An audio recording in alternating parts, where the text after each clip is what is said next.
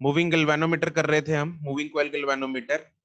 तो इसमें what is the principle of moving coil galvanometer? Prachi, what is the principle of moving coil galvanometer?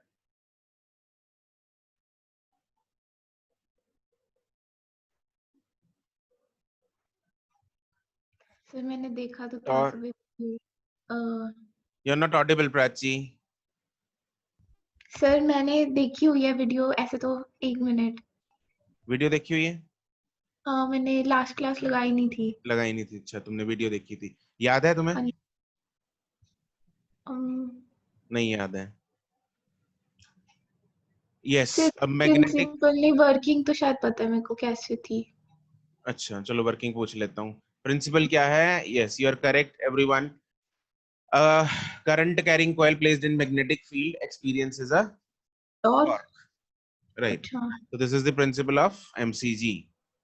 Okay, तो तो इसमें ये भी तो वर्किंग में होता है। प्रिंसिपल है वर्किंग में। अब वर्किंग समझाओ, चलो क्या होती है वर्किंग? फिर पहले वो एक हमने नॉर्थ पोल साउथ पोल रख दिया था, बीच में हमने कॉइल रख दी थी करंट कैरिंग। तो जौन सा एबी में करंट फ्लो कर रहा था, ये वाली, अच्छा ये वाली डायग्राम बतानी है, सॉरी। जो क्या कहते हैं, हाँ जो हमने सॉफ्ट आयरन कोर बीच में रखी ना, तो जो सारा करंट था उसके परपेंडिकुलर हो गया। पहले तो वो क्या कहते हैं सरफेस के अंदर परपेंडिकुलर था, फिर सारी उसकी तरफ हो गया था। ओके चलो, और I ask you a question. मुझे एक बात बताओ, इसमें what is the fun of using ये कर्व्ड मैग्नेट्स? सीधे मैग्नेट्स क्यों नहीं यूज करते यहाँ पे हम? कर्व्ड मैग्नेट्स, क्योंकि उससे टॉर्क आएगा। उससे टॉर्क ज्यादा आता है? हम्म। अच्छा, करण टू प्रोवाइड, यस ठीक है, करण सुमित कुमार करेक्ट है, साहिल अग्रवाल ओके, सुमित करेक्ट, हर्षित करेक्ट। स्ट्रॉन्ग मैग्नेटिक फील्ड हो गया एक तरह से। अरे स्ट्रॉन्ग मैग्नेटिक फील्ड तो मैग्नेटिक पोल स्ट्रेंथ पे डिपेंड करेगा ना, उसकी पोल्स कैसे है, उसका नेचर कैसा है। कर्व करने से थोड़ी स्ट्रॉन्ग हो जाएगा मैग्नेटिक फील्ड। क्या कर रही है हाँ, प्राची? एक तो क्लास नहीं लगाई, ऊपर से रिकॉर्डिंग जो देखी उसमें याद नहीं तेरे को क्या है। रेडियल मैग्नेटिक फील्ड प्रोवाइड करने के लिए, रेडियल मैग्नेटिक फील्ड हम प्रोवाइड करते हैं इस केस में, क्यों? ताकि आई और थीटा का जो रिलेशन है वो लीनियर बने। कॉस थीटा या साइन थीटा वाली टर्म जो है वो, सर वो मेरे को एंगल हाँ वाला भी नहीं समझ आया था, जब आपने वो 90 माइनस थीटा बताया था ना, मेरे को नहीं समझ आया था उसमें। तो दोबारा देखना उसको। अरे प्लेन और मैग्नेटिक फील्ड में अगर एंगल थीटा है तो परपेंडिकुलर और मैग्नेटिक फील्ड में एंगल कितना होगा प्राची? अच्छा, पर अच्छा परपेंडिकुलर और मैग्नेटिक फील्ड के देख रहे थे? तो मैं तो वो पूरा देख रही थी, मैं कि 90, तो मेरे को वो अच्छा वो 90 लग रहा था। ठीक है आपने फिर मार्क वो दूसरा किया था, ठीक है, मैंने गलत कर। चलो ओके, तो यहाँ से हमारे पास रिलेशन निकल के आया था I is directly proportional to theta. Directly proportional जब आता है तो दैट मींस ये क्या चीज है? This is a linear scale बन जाता है, दिस इज लीनियर स्केल बनता है। ओके, तो यहाँ पे सी क्या चीज है? What is C?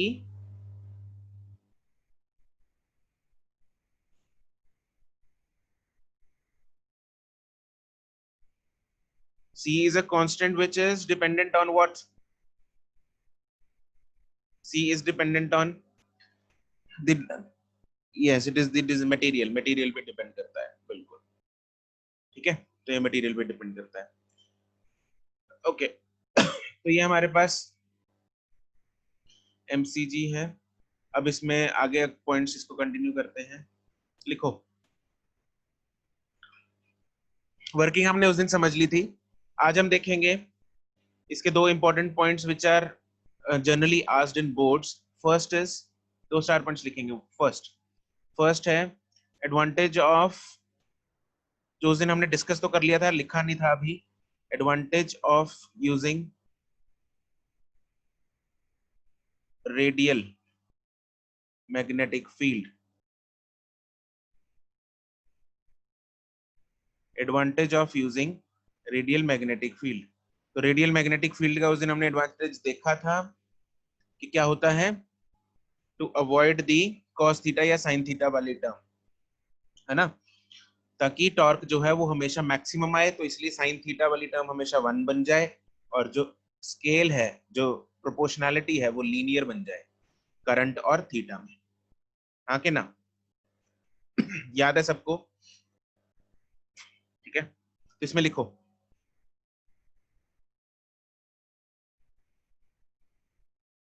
the north and south magnetic poles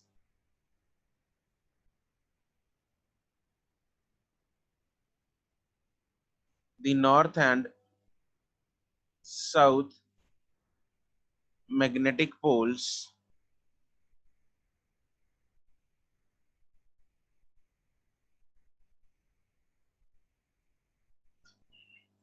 used in the MCG are curved to provide radial magnetic field, to provide radial magnetic field. This is because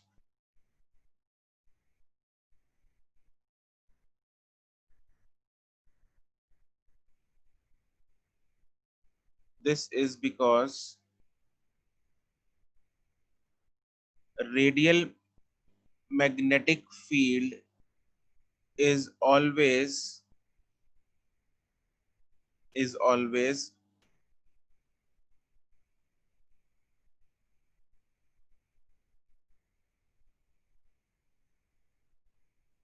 perpendicular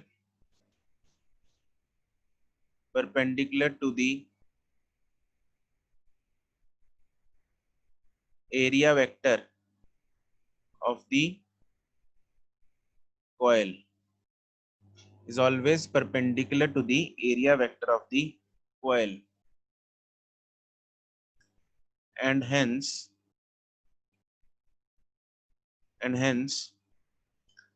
the torque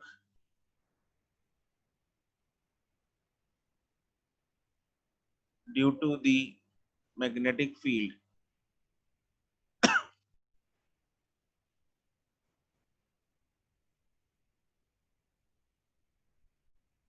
always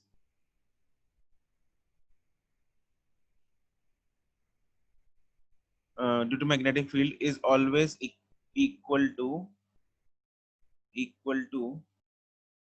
torque is equal to mb sine 90, that is torque is equal to mb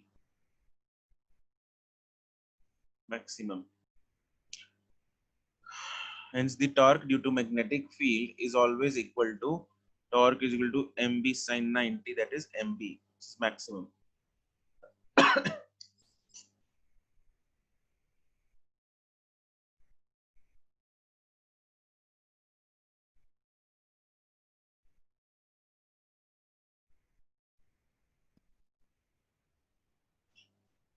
Therefore,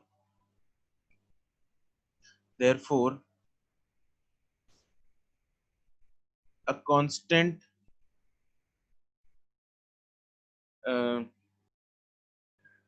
torque, मतलब लिखो independent of theta, acts on the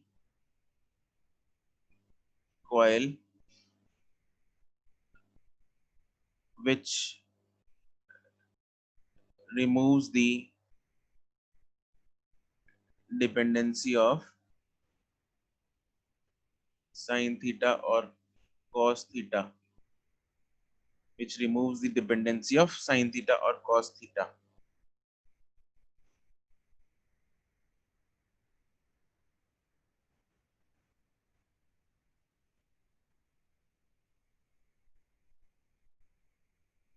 on the current.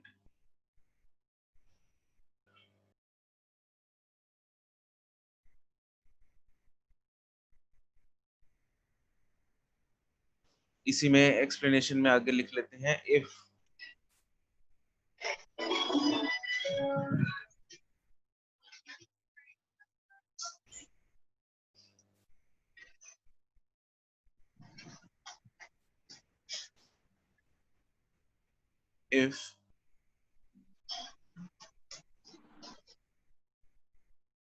magnetic field was not radial, if magnetic field was not radial, then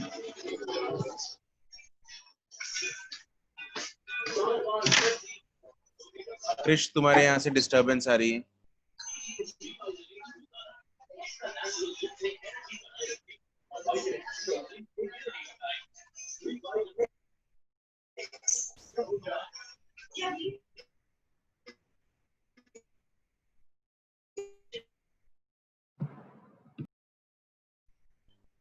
हाँ हाँ Rahul, lock अभी किया मैंने वैसे, I just forgot पहले।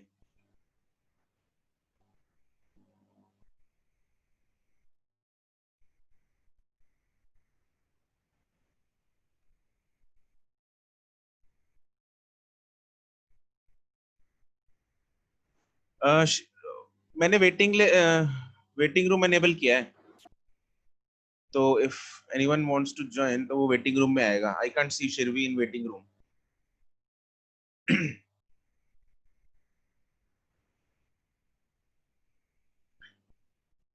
if magnetic field was not radial, then क्या होगा? मान लो हमने यहाँ पे वजन किया था कि अगर सपोज पहले कॉइल ऐसे था,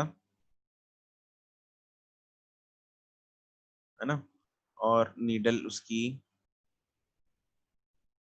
ये नीडल थी, this was area vector and needle, ठीक है।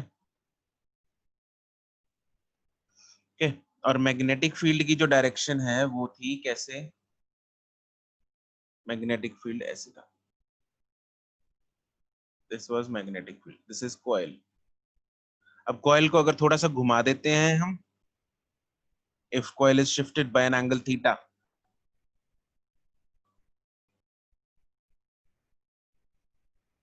मैग्नेटिक फील्ड वही है,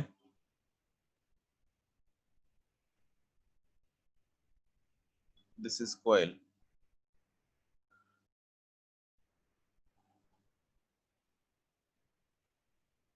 ये उसका परपेंडिकुलर है, this is area vector, magnetic field vector.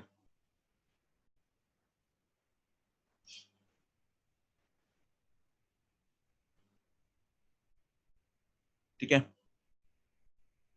तो या दूसरी तरफ घुमा दो, जैसे मर्जी घुमा दो,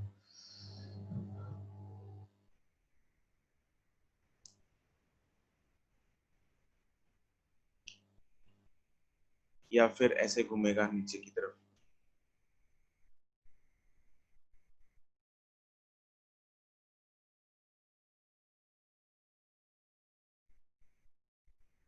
ये डायग्राम्स बना लेना, these will help you understand.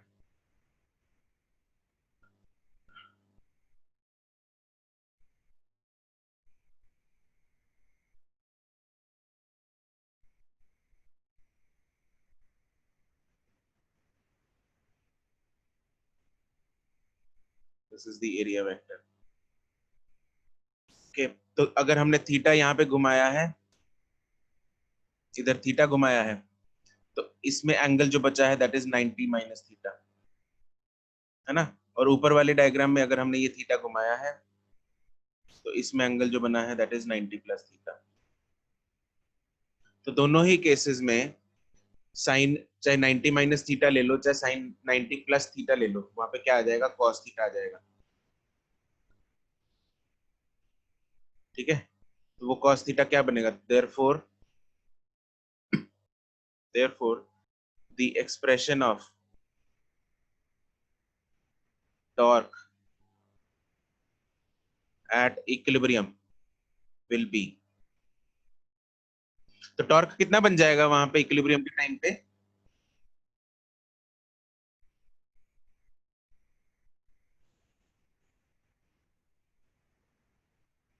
How much will be the torque at the time of equilibrium?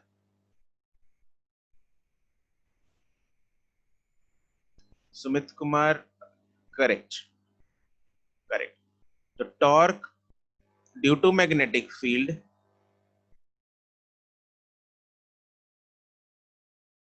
will be equal to torque restoring.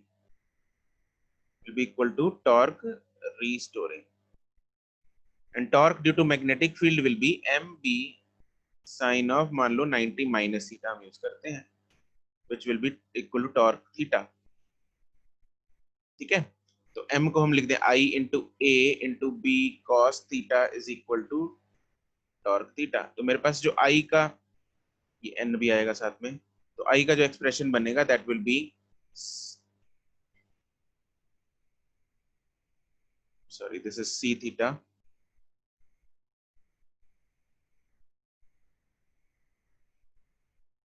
तो I का जो एक्सप्रेशन बनेगा that will be c theta upon NAB into cos theta. तो यहाँ पे जो relation बन जाएगा वो क्या बन जाएगा? I is directly proportional to theta upon cos theta. Is this scale linear scale? Is this scale linear now? No. Right. This is not a linear scale. This is not a linear scale. ठीक है, तो इसलिए ये चीज हम avoid करते हैं और इसलिए रेडियल फील का फायदा होता है. ठीक है, तो आई होप आपको पता लग गया होगा रेडियल फील्ड जो है, क्रिस्टल क्लियर हो गया कि हम क्यों रखते हैं रेडियल फील्ड. ठीक है, चलो नेक्स्ट जो चीज है, नेक्स्ट पॉइंट है वो है advantage of using, what is the material of the spring. जो स्प्रिंग यूज किया जाता है, टॉर्शनल स्प्रिंग जो होता है, उसका मटेरियल क्या है?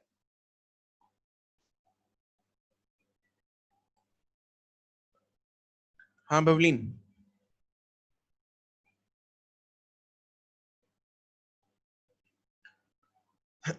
Phosphor bronze, right? It is phosphor bronze spring. So what is the advantage of using phosphor bronze spring? याद होगा तुम लोगों को, मैंने बताया था लास्ट क्लास में.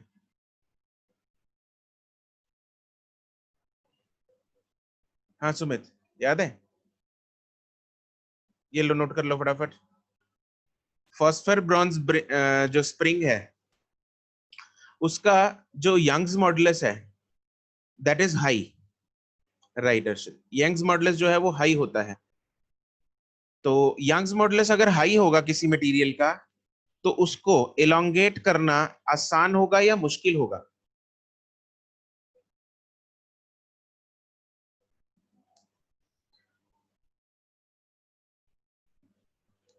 मुश्किल होगा, right? It will be difficult. उसको इलोंगेट करना डिफिकल्ट होगा. अगर किसी का जो यंग्स मॉडुलस है वो ज्यादा होगा तो उसको इलोंगेट करना इज डिफिकल्ट. ठीक है, और तुम लोगों को याद है कोई वेटिंग रूम में है. कौन वेटिंग रूम में? नमन का मैसेज आया, वो कहता युवराज है वेटिंग रूम में, वो कनेक्ट नहीं कर सकता, कर पा रहा. Tell me the name. किस, कौन है वेटिंग रूम में? युवराज. युवराज. ओके, ठीक है, कर दिया उसको. ओके, तो अगर किसी चीज का अगर मॉडुलस ऑफ रिजिडिटी, अगर मॉडुलस ऑफ रिजिडिटी कम होगा तो उसको ट्विस्ट करना आसान होगा या मुश्किल होगा? मॉडुलस ऑफ रिजिडिटी कम है, modulus of rigidity is share वाला ना, उसको ट्विस्ट करने वाला, राइट? तो आसान होगा, राइट? You are right. ठीक है, तो फॉस्फर ब्रॉन्ज जो मटेरियल है इसका,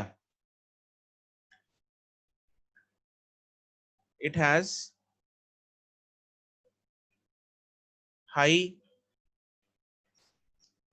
Young's modulus, high Young's modulus, ठीक है। तो हाई यंग्स मॉडुलस से क्या होगा, difficult to elongate,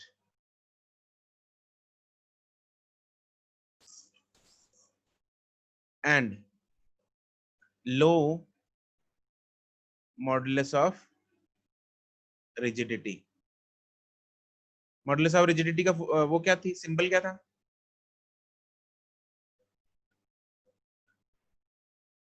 modulus of rigidity. Sumit Aastha, अरे Sahil, yes Karan, you are right.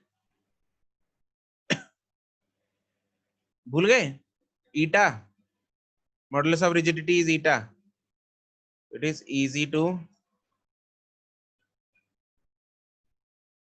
Twist. तो ये ऐसा मटेरियल चूज किया जाता है ताकि,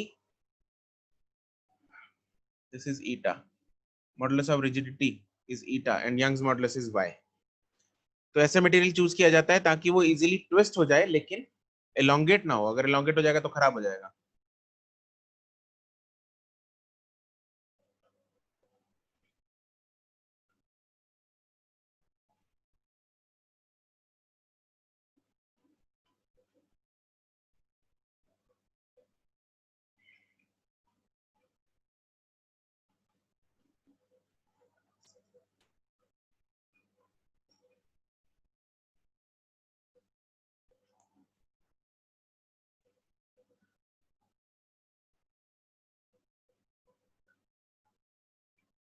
ओके चलो अब हम एक दो नई टर्म्स करते हैं इसमें, सेंसिटिविटी,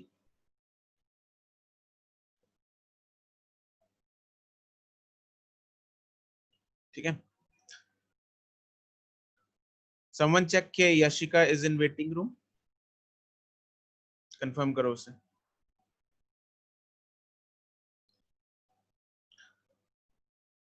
नेक्स्ट टॉपिक है बच्चों sensitivity. What is the meaning of sensitivity?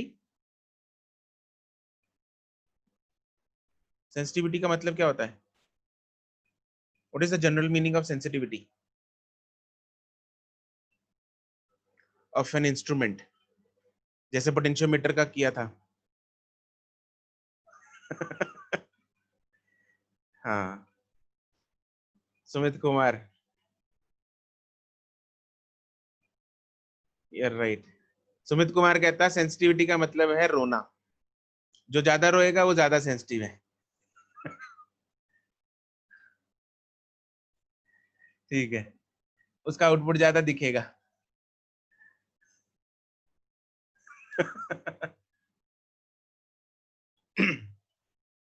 संवेदनशीलता, ओ माय गॉड, हाँ। नमन का आई नो, हाँ मेरा भी, मेरे पास भी मैसेज आया, उसका कनेक्ट नहीं हो रहा है। ठीक है कोई नहीं, ठीक है। कितना इजीली, कितना जल्दी वो रिजल्ट दिखाता है, यस। कितना कम आउटपुट पे कितना ज्यादा आउटपुट आता है, सॉरी कितना कम इनपुट पे कितनी ज्यादा आउटपुट आए, that is the sensitivity of potent, कोई भी मीटर है ना, कोई भी इंस्ट्रूमेंट, ठीक है, that is known as sensitivity. तो sensitivity is nothing but it is output upon input, ठीक है। तो ये होती है सेंसिटिविटी। तो इस केस में हम आउटपुट क्या ले रहे हैं, what is the output in case of MCG, उसकी reading, right, and input is current. तो करंट अगर कम होगा तो रीडिंग ज्यादा आएगी, तो that means the galvanometer is more sensitive, ठीक है। तो यहाँ पे लिख लेंगे point.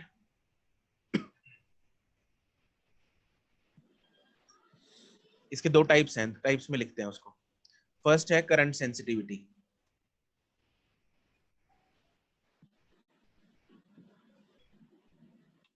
Current sensitivity,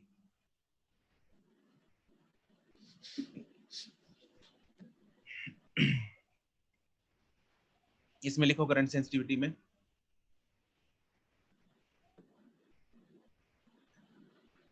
galvanometer is said to be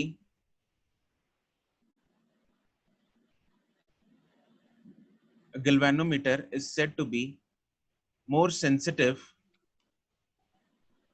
A galvanometer is said to be more sensitive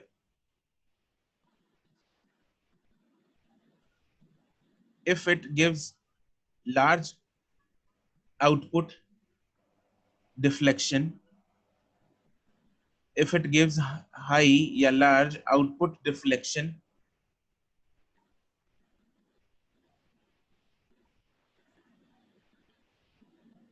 when small input that is current is given to it, yeah, is passed through it. When small current is passed through it, small input is passed through it. हमारे पास एक formula है, I is equal to C upon NAB into theta. यहाँ पे theta output है, current input है, तो what will be theta upon I? Theta upon I will be NAB upon C. ठीक है, तो this is the current sensitivity. This is the current sensitivity. Formula आपको याद रखना है, मतलब एक फॉर्मूला याद है तो दूसरा अपने आप निकल आएगा. आपको ये वाला अगर फॉर्मूला याद है, इधर वाला, तो ये अपने आप ही निकाल लोगे तुम लोग. Now all the things on the right hand side N A B C are all constant. ठीक है, तो अगर हमें करंट सेंसिटिविटी बढ़ानी है तो या तो हम N A B इनमें से कुछ बढ़ाएं या C को कम करें. ठीक है, तो इसमें से जो चीजें देखो, नंबर ऑफ टर्न्स और एरिया नहीं ज्यादा बढ़ा सकते, क्योंकि अगर एरिया ज्यादा बढ़ाएंगे तो गैल्वेनोमीटर का साइज बहुत बढ़ जाएगा. नंबर ऑफ टर्न ज्यादा बढ़ाएंगे तो गैल्वेनोमीटर हैवी ज्यादा हो जाता है. ठीक है, तो इस चीज को कंट्रोल कैसे किया जाता है? Generally using high power magnets. तो मैग्नेटिक फील्ड ज्यादा होती है तो करंट सेंसिटिविटी ज्यादा होती है. ठीक है, तो for high sensitivity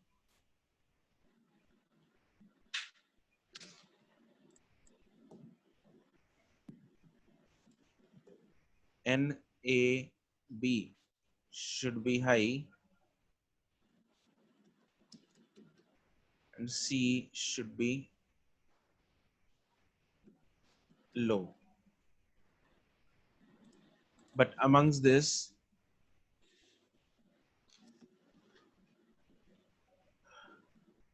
B is kept high by using high power magnets. ठीक है, if N or A is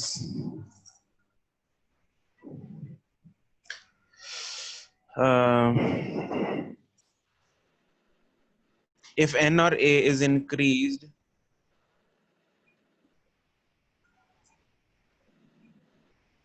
by large amount, then galvanometer becomes bulky.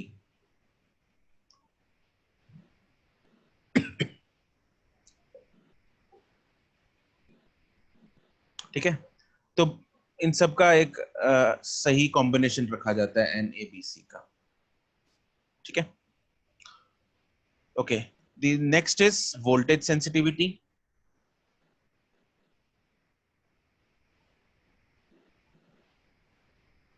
Voltage sensitivity में क्या होना चाहिए? उसमें था थीटा अपॉन करंट, इसमें क्या होगा? थीटा अपॉन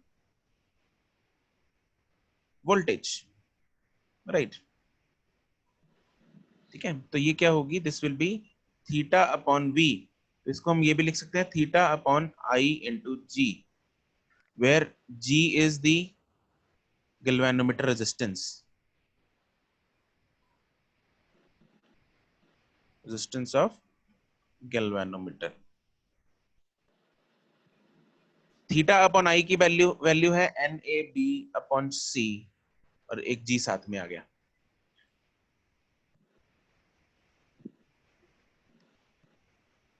तो ये वोल्टेज सेंसिटिविटी हो गई।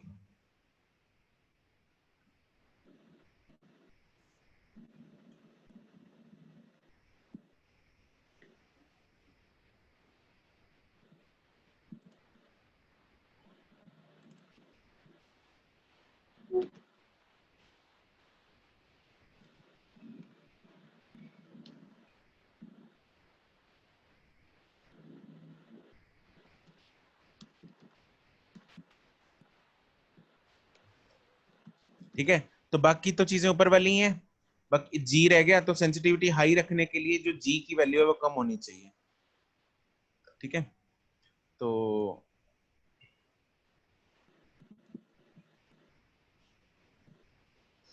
G is kept low for higher sensitivity.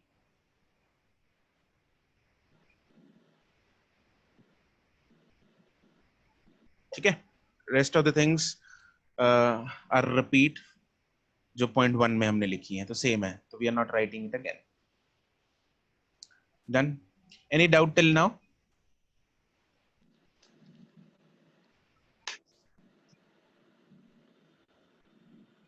Yes, बिल्कुल Karan, we can check. Actually इसके नेक्स्ट टॉपिक, ये लास्ट टॉपिक है जिसमें हम गैल्वेनोमीटर को वोल्टेज वोल्टमीटर में कन्वर्ट करेंगे। ठीक है, एमीटर एंड वोल्टमीटर दोनों में कन्वर्ट करेंगे। ठीक है, तो वो इसके बाद करते हैं। उससे पहले अगर कोई डाउट है तो पूछ लो।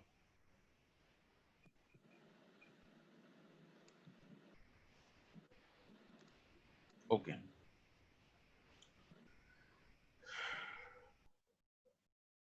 चलो जी, फिर हम स्टार्ट करते हैं अगला टॉपिक।